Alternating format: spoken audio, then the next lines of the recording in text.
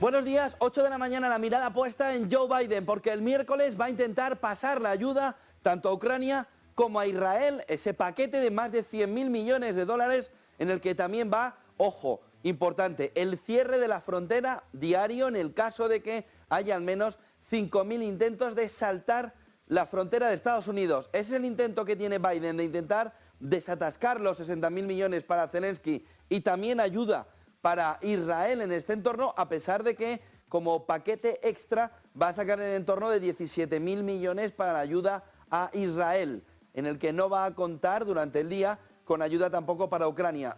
Desgaja una parte de ayuda a Israel, pero Biden busca 116.000, más de 100.000 millones de dólares de ayuda gracias a, o intentando que el Senado le apruebe que en el caso de que haya un asalto a la valla sur de Estados Unidos de más de 5.000 personas, en ese caso se cerrará diariamente la frontera sur de Estados Unidos. De tal manera que va a intentar que se le pase, que se le apruebe ese paquete en el Senado, aunque Trump ya ha dicho hasta ahora que o es perfecto el paquete o los republicanos deberían votar que no.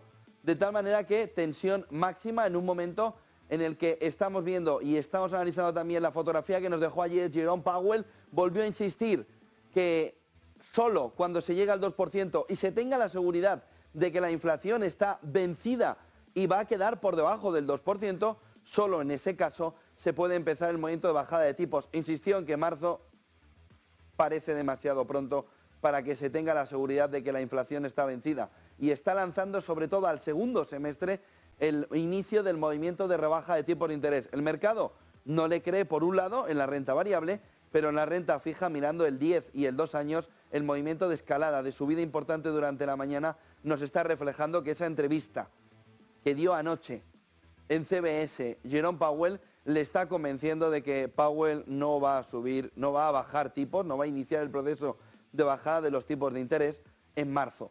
De tal manera que tenemos, por un lado, lo que está sucediendo en ese paquete que se tiene que votar el miércoles en el Senado, las palabras de Powell que calman el ambiente de un mercado que esperaba ya el movimiento de descenso de tipos en el mes de marzo y no se va a producir, y la volatilidad en China. A pesar de que ha habido un buen Caixin, un buen dato de PMI en China en expansión, peor de lo que esperaba el mercado por unas décimas, pero todavía en expansión, la clave fundamental en China viene alrededor del CSI 1000, que es el indicador, el índice que marca sobre todo lo que sucede con las small caps. Muchísima volatilidad esta noche, en un rango que se ha movido del 8% de caída, en un movimiento de 8% para ver cómo las small caps en China también empezarían a estar sufriendo, aunque nos contrasta con distintos gráficos que veremos luego, que apuntan a que ya hay un movimiento de inflow, de entrada de dinero en China, ya que el inversor ya ve que la erosión, la rotura del mercado en China por la salida de las inversiones parece que ha acabado en las últimas semanas. Mercado que está mirando en unos futuros prácticamente planos, sobre todo en Estados Unidos, rentabilidades de la renta fija en positivo y el petróleo en el entorno de los 77 dólares. Tenemos una fotografía sobre todo de ver si hay más tensión en Oriente Medio después del movimiento de Estados Unidos en las últimas jornadas de atacar y atacar y atacar entornos de proiraníes en Oriente Medio. 8:03 de la mañana, este es el dato clave que estábamos esperando, el desplome absoluto de las importaciones y exportaciones alemanas. Fíjense el dato, exportaciones alemanas, se esperaba una caída del 2,8%, veníamos de un entorno de crecimiento del 3,7% que hacía pensar que volvía a recuperarse la industria en Alemania. Es una galleta descomunal la que se está dando las exportaciones, las importaciones y por tanto el conjunto de la economía alemana. El dato es terrorífico para el crecimiento interno, pero también para la balanza comercial y también para esa fotografía que estaría reflejando a Alemania una situación muy complicada. Exportaciones caída del 4,6%, sobre todo sector automoción está marcando ya un capítulo de muchísima tensión alrededor de la economía alemana, e importaciones marcado por la demanda interna 6,7 en negativo, menos 6,7 en negativo, menos 4,6 las importaciones, menos 6 las exportaciones, menos 6,7 las importaciones. Madre mía, la situación ahora mismo de una economía alemana barra Europa barra Christine Lagarde, que todavía insiste en el movimiento de mantenimiento de tipos, sobre todo para anclar, para poner bien fuerte la moneda europea, pero que por el camino está generando un desastre descomunal en la economía alemana, francesa ya sumándosele, y viendo al conjunto de la economía europea, que vamos a ver cuánto crece en este 2024. El dato es malísimo, malísimo, malísimo, tanto en exportaciones como en importaciones, como en el conjunto de la balanza comercial, que le deja una situación de también reducción de esa parte positiva. 4,6% la caída de las exportaciones, se esperaba un 2,8%. Fíjense la demanda interna en Alemania. Veníamos de un 1,9%, decían, bueno, pues menos 1,9%, más o menos 4 puntos, 3,8% de diferencia. Vaya guantazo. Menos 6,7%. 5 claves para empezar el día. Mirada puesta en el sector bancario. Dirán, ¿qué pasó la semana pasada? Bueno, Aozora en Japón, que es el banco que estaba también tiritandillo un poquito, no sabemos si por gripe o por qué, a inicios de esta mañana está subiendo un 5%. Parece que esa sensación sobre la banca regional o la banca que pudiera estar en el foco se vuelve a ir aligerando, pero ya ha puesto en retaguardia, ya ha puesto en guardia al sector. Bancos que han presentado resultados y son buenos, la mayoría, Deutsche Bank aquí en Europa, esa fotografía dada, por ejemplo, por los JP Morgan, que pese a no ser tanto como se esperaba, demuestra que hay un movimiento de tranquilidad alrededor del sector, pero la banca regional en Estados Unidos ya está otra vez poniendo en guardia al sector. PMIs en Europa van a ser clave, ya hemos empezado con el Kaizen, hemos visto también la fotografía de Alemania alrededor de las importaciones, dato de IPC en Alemania también nos va a marcar la semana, y el año nuevo chino va a marcar también la agenda esta semana con el inicio de un movimiento en el que la economía internacional va a frenarse una vez que China está viviendo desde el sábado ese movimiento de año nuevo chino, el año del dragón. El otro punto fundamental viene alrededor de ese aspecto de geoeconomía que viene otra vez a tensar la fotografía entre Occidente, Europa sobre todo, y Rusia. Miren, el G7 discute, se conoció ayer más detalles al respecto, 250.000 millones de activos congelados a Rusia, usarlos como garantía para la reconstrucción en Ucrania.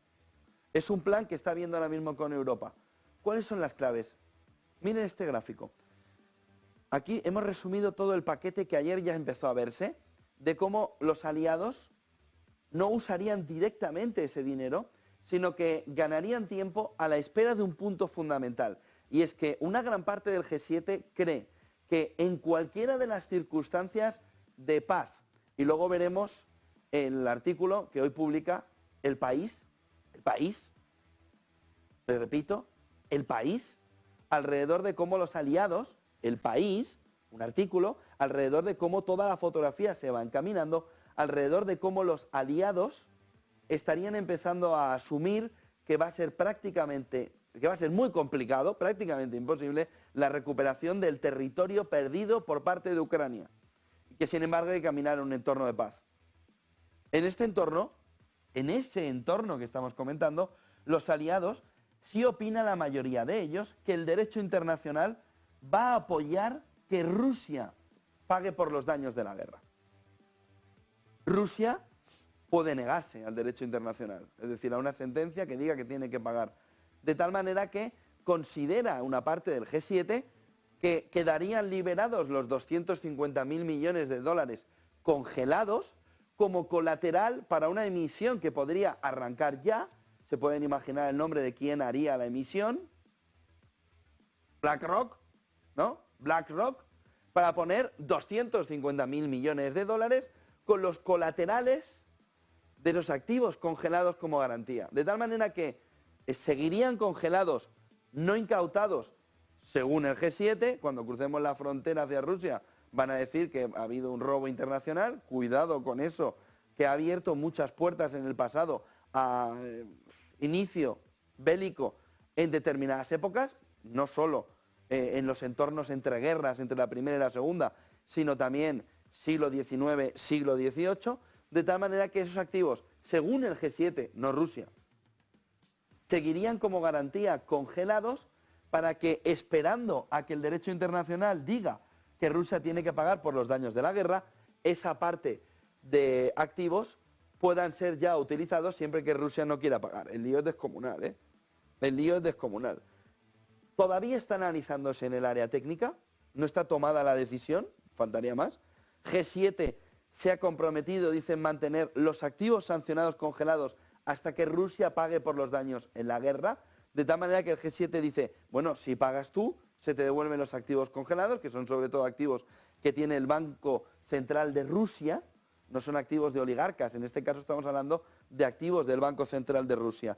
Pero hay preocupaciones en una parte del G7, legales, y consecuencias, ojo, para la estabilidad del euro.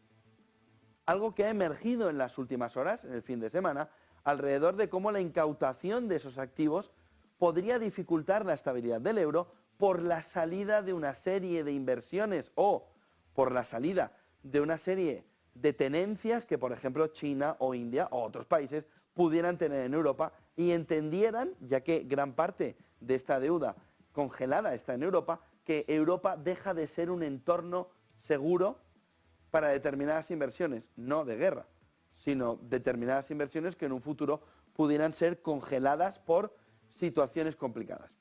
Miren el siguiente gráfico, volviendo a claves, que nos apunta cómo Trump, que ya ha hablado esta noche alrededor de ese paquete del Senado que quiere, como les hemos dicho al principio, congelar la frontera sur siempre que haya más de 5.000 intentos de asalto en un día, para liberar el dinero a Ucrania y a Israel, ha dicho durante esta noche tenemos que hacerlo. ¿El qué?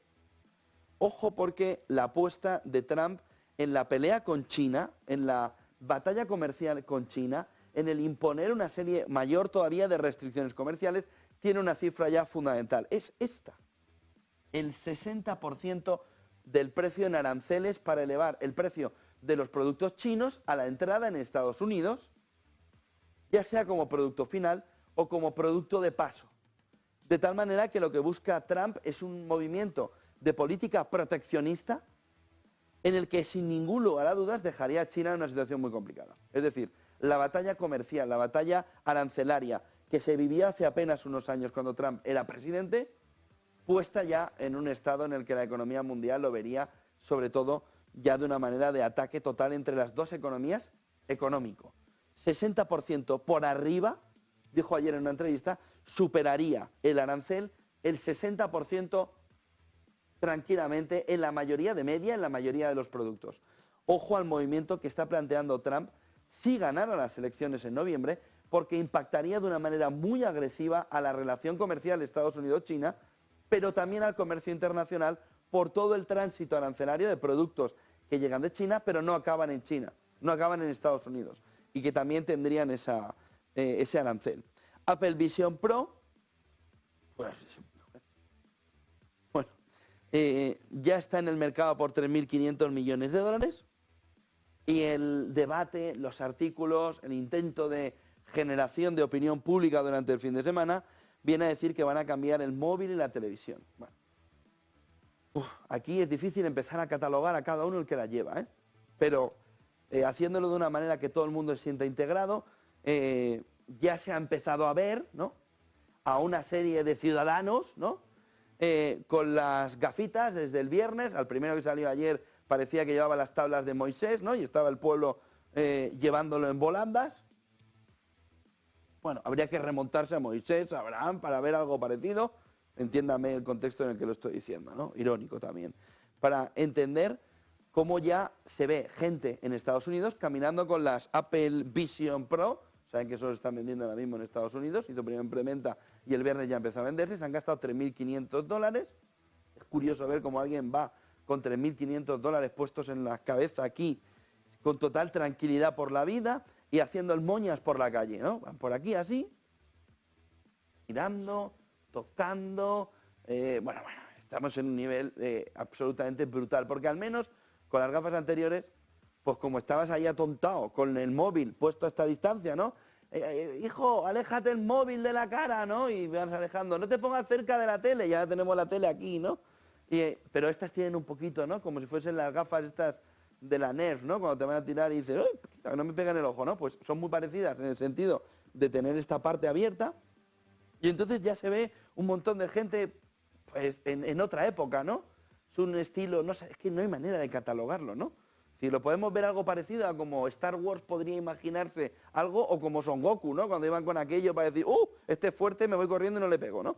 Pues, pero la realidad es que están además planteando que la gente no solo va a estar haciendo el moñas por la calle, están ahí tomando el café, y dicen, mira, ahí hay uno con las gafas que están de colleja, y están ahí, ¡ay, qué vídeo! Y qué no sé qué, pues ya no les sirve el móvil, ni el proyector, ahora tienen que tenerlo todo a esta distancia de los ojos, que resulta que no hay ninguna tampoco prescripción ni nada médico que pueda decir, oiga, ¿lo que está pasando?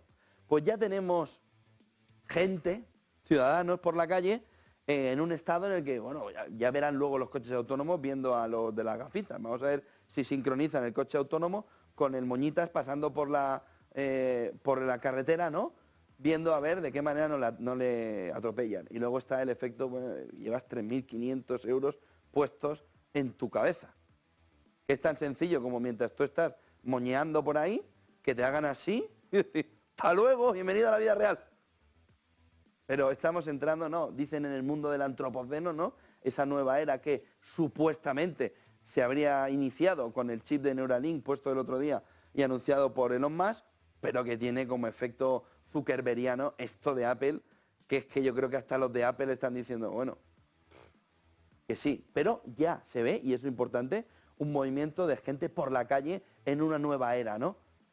Ya no van con su iPhone como en el 2000, ¡wow! Ya no llevamos Nokia, llevamos iPhone, sino que ahora van con un casco en la cabeza que les impide ver la realidad. Pero es que además cuando lo llevan apagado, también lo llevan puesto, porque es súper guay ir ahora mismo con algo en la cabeza aquí que no te enteras, pero que bueno, si te hacen una llamada de teléfono, haces así y ya directamente, hola, ¿qué tal? Pues estoy por aquí caminando. Esto es decir, vamos a un nivel de atontamiento general, solo le falta llevar también el euro dólar digital con su wallet para que ya, oiga, si yo no hago daño a nadie, solo voy por la calle moñeando.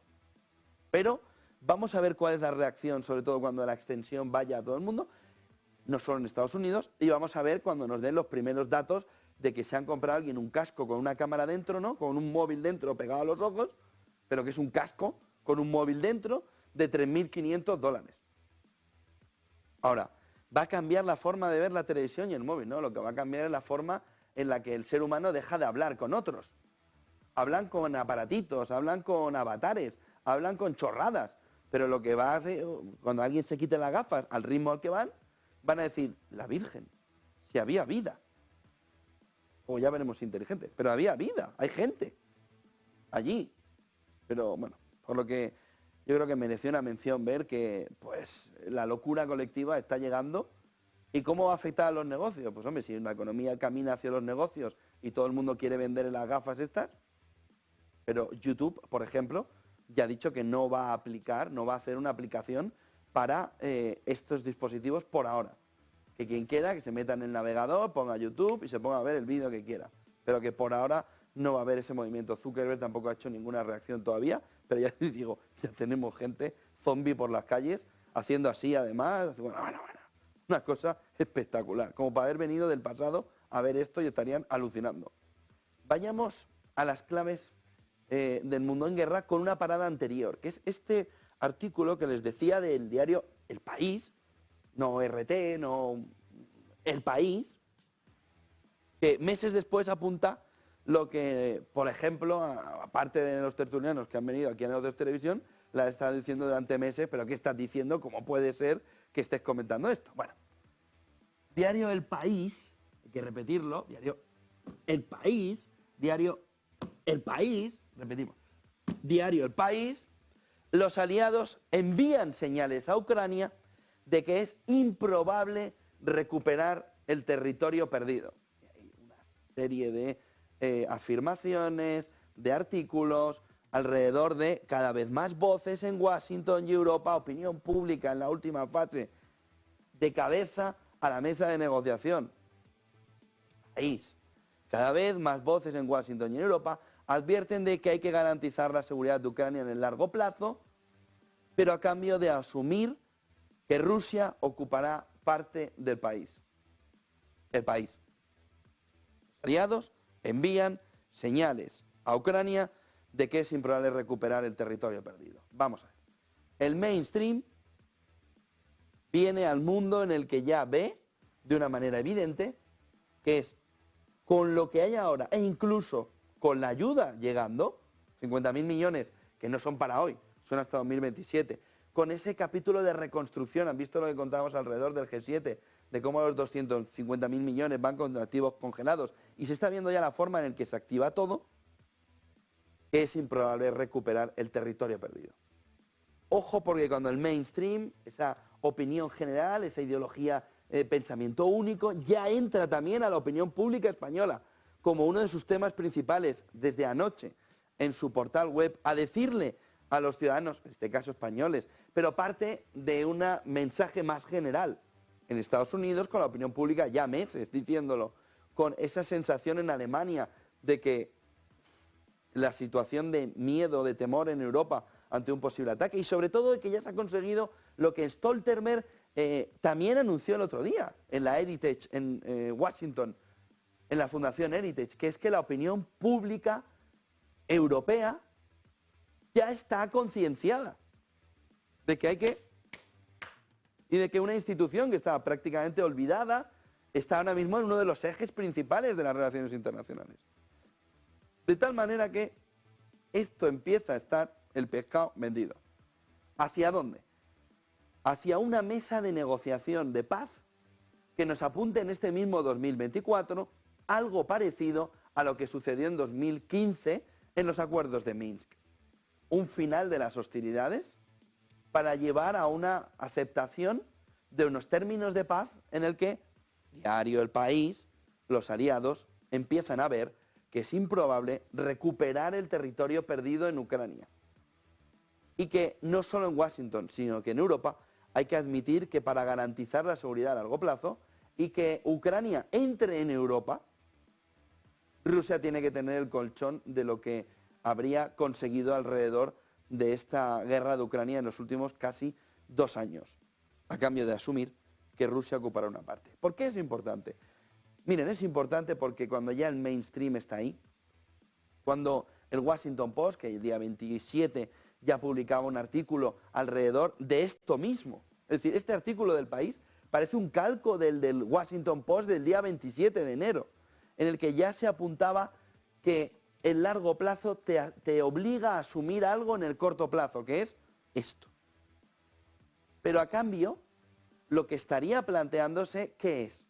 Una mesa de negociación de paz que nos llevaría a que dentro de 10 meses, que sucede dentro de 9, 10 meses, ya 9 meses y pico, las elecciones de Estados Unidos, Biden se presenta como uno de los elementos de un mundo en el que ha conseguido ponerle paz.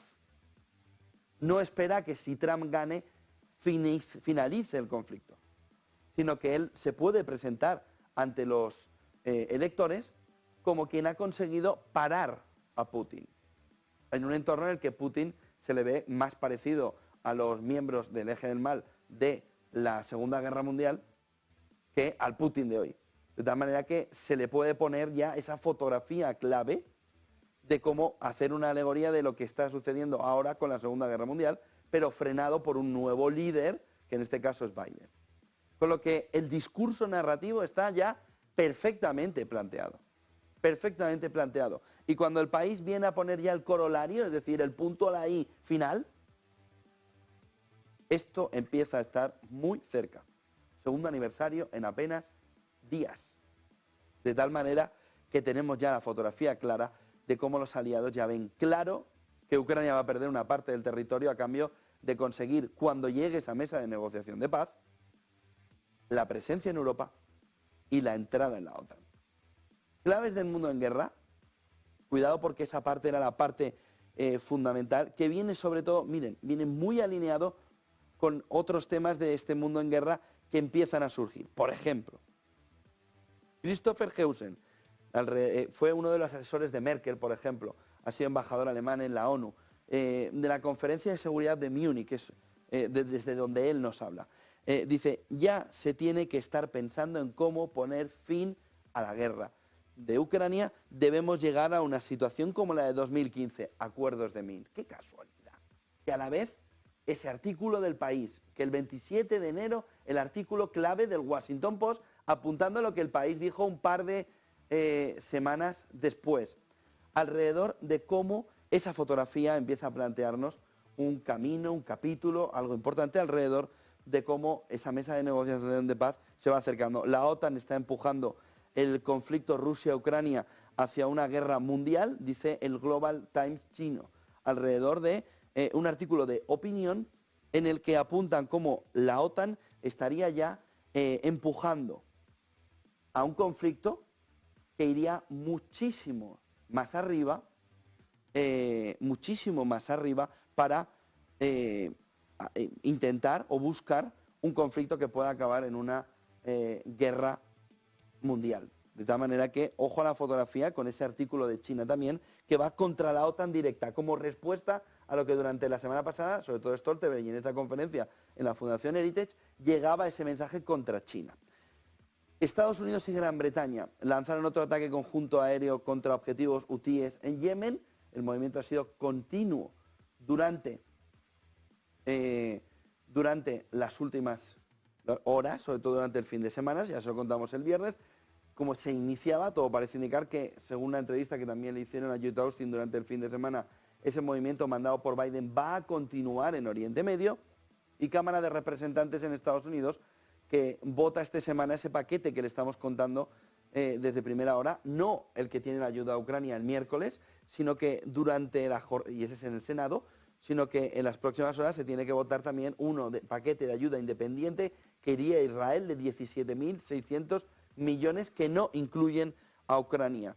Y desde Rusia, fotografía que dice durante las últimas horas que el bombardeo ucranio que alcanzó una panadería dejaría al menos 28 muertos, y está pidiéndole a la comunidad internacional una condena por lo que ha sucedido en ese bombardeo ucraniano a la panadería, que habría dejado 28 muertos al menos. En esa fotografía de cómo vende el mundo en guerra, que con lo que hemos visto del país nos lleva directamente a empezar a pensar cómo, cuándo y dónde se puede celebrar ya esa, o podría iniciarse esa mesa de negociación de paz, dónde se podrían dar los primeros pasos. Durante las últimas horas, Financial Times ha publicado este gráfico con el artículo que apunta que Irán utilizó cuentas de bancos británicos de Lloyds y de Santander UK para evadir sanciones, ha dicho el Financial Times, pero fuentes cercanas a la investigación ya le apuntamos que nos dicen a Negocios Televisión que esa cuenta ya se cerró. De tal manera que estas fuentes cercanas a la investigación nos apuntan aquí en Negocios Televisión que esta información de Financial Times viene de muy pasado a una fotografía en la que Santander, en su caso, en esas cuentas de UK, ya habría, según estas fuentes, actuado y cerrado esas cuentas. Lo que ha sido o cómo ha desentrañado Financial Times con este gráfico y esta información, todo el movimiento que habría hecho China para evadir sanciones a través de Lloyd, a través de Santander, hasta el punto en el que ya Santander, según esas fuentes que le estamos comentando, hicieron el proceso de cierre de esas cuentas ya hace tiempo. Lo que sí es evidente es que pone otra vez la fotografía clara en que al final países sancionados consiguen evadir las sanciones hasta que se les consigue ir frenando, pero que el camino no es siempre, como se ha visto también en Rusia, un camino sencillo. Miren el siguiente gráfico que nos apunta esta mañana de qué manera estamos viendo una situación muy parecida a las anteriores dos burbujas, 1999 y después de la crisis financiera global. Hay unos precios de acciones que ya se vieron en el entorno, por ejemplo, de la burbuja.com. Miren, 2024, en este inicio, venimos del Q4 del 2023, dice Bank of America en este gráfico. Cuidado que vimos yields y Nasdaq relacionándose en 1999 peor que en 2024, pero miren aquí 2009, en una situación que nos está reflejando un movimiento de burbuja. Otra cosa es que no estalle, pero el movimiento del precio de las acciones, Bank of America está alertando ya, con datos de Bloomberg, que este gráfico, que este eje, nos estaría marcando una situación de burbuja muy parecida a la vivida en las anteriores dos estallidos, la crisis financiera del 2008 y la burbuja.com del 2000. Sobre todo porque se ve un movimiento, un comportamiento muy parecido al que se estaba viendo en el movimiento posterior al estallido. 2009, anterior, 2009 en curso, un poquito posterior, 2024. Se empieza a ver una situación de sobrecalentamiento importante. Miren el siguiente gráfico. Porque el otro punto para ver en ese entorno es dónde está la deuda. La deuda global. Es decir, si estamos en un comportamiento, dice el Bank of America Global Research, de repetir la situación complicada de dos burbujas anteriores, la financiera inmobiliaria del 2008 y la de las .com, cómo se encuentra el movimiento también que estamos viendo de endeudamiento global. La cifra es récord. Es una auténtica salvajada. Como haya algo, llegará alguien que dirá, oiga, pero ustedes ¿cómo dormían todas las noches? Pues como un niño. ¿Como un niño cómo? ¿Cambiando el pañal o durmiendo a pierna suelta? Porque deberían dormir como lo primero en lugar de como lo segundo. 8,9 billones americanos, trillions de dólares de deuda pública va a vencer durante el próximo año. Se proyecta un déficit público en 2024 que va a ser de 1,4 billones de dólares. Eso significa que alguien necesitará comprar más de 10 billones de dólares en bonos del gobierno de Estados Unidos en 2024-25. Esto es un tercio del total de la deuda federal estadounidense que hay en este momento. Hay un poquito más de 34, o en torno de los 34, 8,9 más 1,4. Déficit público, 1,4, más 8,9 de deuda pública que tiene que vencer. Es decir, estamos hablando de que va a haber una salvajada, 224 trillones de dólares de deuda en 2023 a finales, que en 2024 empieza como los legos, pum, pum, pum, pum, uno detrás de otro, a intentar colocarse. Alguien tiene que comprar, Estados Unidos necesita que le compren, cambien el orden, 10 billones de dólares en bonos del gobierno. Ojo a la fotografía que se empieza a presentar en un entorno donde si ya estamos en un entorno de burbuja, aparece de repente el entorno de la deuda. Miren el siguiente gráfico, porque viene muy relacionado. Esos 8,9 billones europeos, trillones estadounidenses, que maduran en el próximo año, desde aquí al próximo año. 8,9.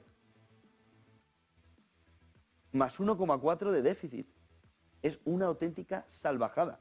De verdad, que como esto está allí, alguien dentro de un tiempo dirá, ¿pero qué hacían?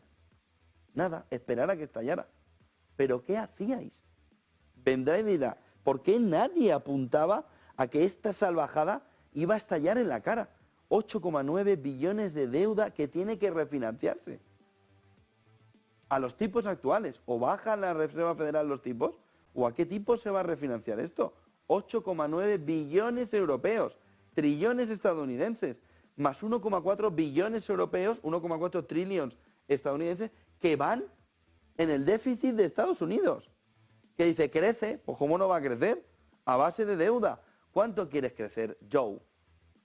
5%. Pues échale ahí trillones y trillones y trillones de dólares estadounidenses y tu economía crecerá un 5%. ¿Quién va a financiar toda esta deuda? ¿Pero quién va a financiar cuando además estamos en el momento previo a la bajada? ¿Quién va a financiar toda esta deuda? ¿A qué precio? Miren el siguiente gráfico, que nos refleja esta mañana cómo algo está cambiando en China, sobre todo mirando las últimas 4 semanas. Gráfico de Bank of America, no Global Research como antes, sino Global Investment Strategy, que apunta que el inflow alrededor de la economía china ya ha llegado 4 semanas, comportamiento al alza, que nos estaría marcando esa entrada, la mayor entrada en 4 semanas de los últimos 3 años y medio. 43.000 millones de dólares en 4 semanas que han entrado en la bolsa, que han entrado en la parte de renta fija, high yield e investment grade chino. Investment grade, high yield, entrada de 43.000 millones de dólares en las 4 semanas.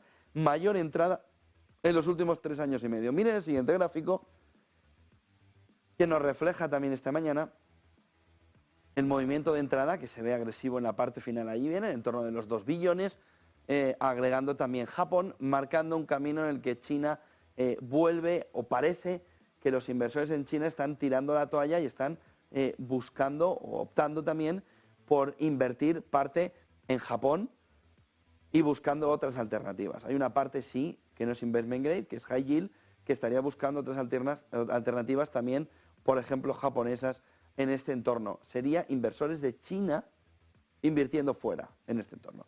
Mire, no el inversor extranjero que estaría ahora entrando sobre todo en investment grade y en high yield. Miren el siguiente gráfico. Recuerden que en ese entorno hay que ver la fotografía de esta noche. C6000 alrededor de small caps ha llegado a caer un 8%. Un 8%. En un entorno donde, a pesar de todo, el movimiento del Caixin ha sido positivo. Peor de lo que se esperaba, pero ya quisieran otros cogerlo. ¿Qué dice Larry Summers? Tasas de interés podrían permanecer, ojo al anuncio, por encima del 3% más allá de 2030.